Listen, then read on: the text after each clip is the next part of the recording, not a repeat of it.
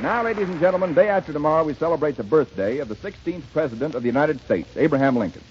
You'll hear a great deal about him in the next day or two, but tonight we should like to remind you of the simple human side of this character. And so Maxwell House presents a scene from the MGM picture all you listeners helped to name a few weeks ago, of Human Heart. You remember that the story dealt with a country preacher and his family, principally the son, Jason, played by Jimmy Stewart. And you may remember that all through the story, Jason grew farther and farther away from the parents who had sacrificed so much for his career. Finally, while he is serving brilliantly as a medical officer in the Union Army, he is suddenly summoned to Washington by President Lincoln, played in the picture and in tonight's program by John Carradine. Jason, Jimmy Stewart, hurries to the Capitol, expecting a decoration for his work. He is ushered into the President's simply furnished office.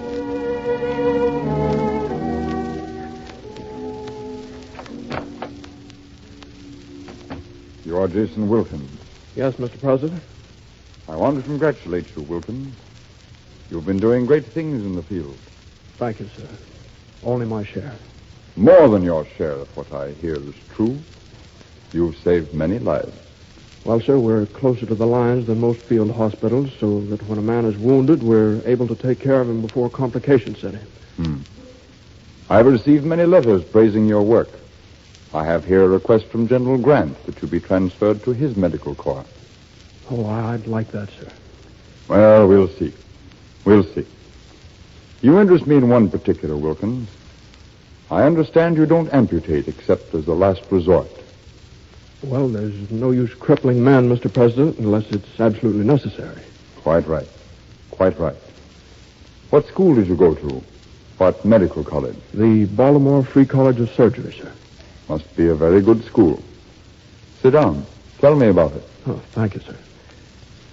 Well, sir, it's not much to look at from the outside, but they have very good doctors there. They're very thorough and all that. You had a scholarship? No, sir. It's a free school. But your board and room, you had to pay that. Yes, sir. Must have had a hard time of it.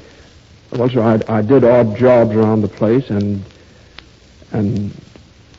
I got money from home, sir. Home? Where is home, Wilkins? It's a little town in Ohio.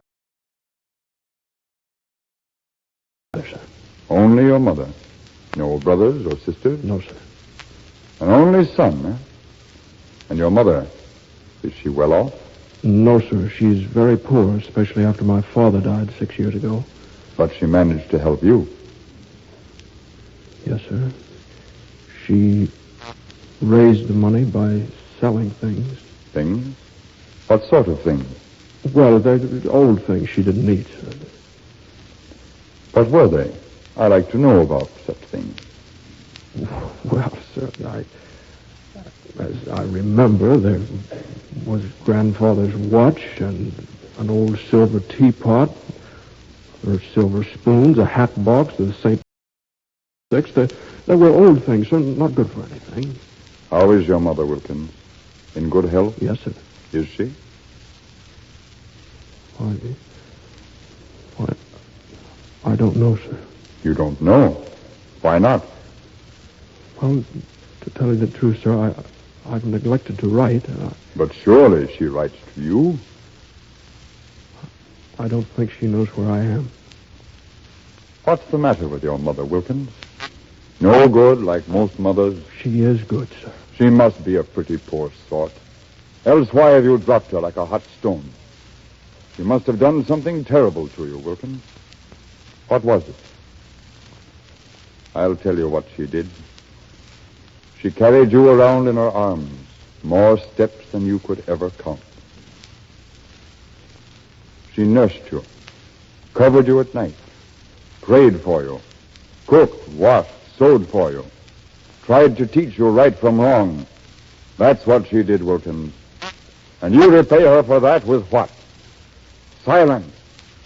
Silence for 2 long years. But I've been fighting the wars. Hasn't she? Hasn't every mother and wife and sweetheart been doing the same thing? But, Mr. Hear me, President. Wilkins. For 2 long years, your mother's heart has been torn with the thought that she's lying wounded and dying on some battlefield. Now she's given up. She thinks you're dead. A letter from you would have saved her that. You've talked to her, sir? She wrote to me. Asked me to find your grave. She wants to see it.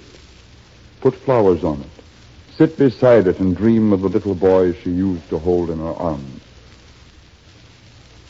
Oh, I'm so terribly sorry, sir. Sorry. She sold her household treasures one by one for you. Old things, you say, not good for anything. Oh, you ungrateful fool. Listen to me, boy. There's no finer quality in the world than gratitude. Nothing a man can have in his heart so mean, so low ingratitude. Even a dog appreciates a kindness, never forgets a soft word or a bone. The noblest holiday in the world is Thanksgiving. And next to the Creator himself, nobody deserves that holiday as much as Mother. Wilkins, sit down at my desk. The desk? Yes, sir. Here's some paper. Now, write a letter to your mother. Tell her what an ungrateful wretch you've been and how sorry you are for it. Tell her you'll write often. And keep that promise, Wilkins. From this time forward, you'll write her a letter every week.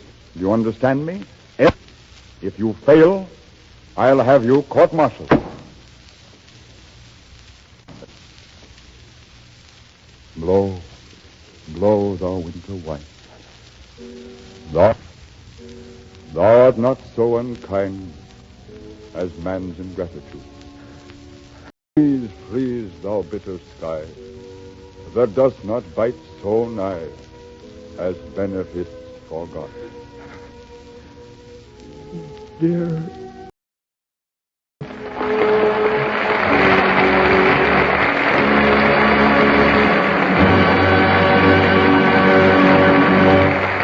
Stewart, John Carradine, that's a wonderful scene.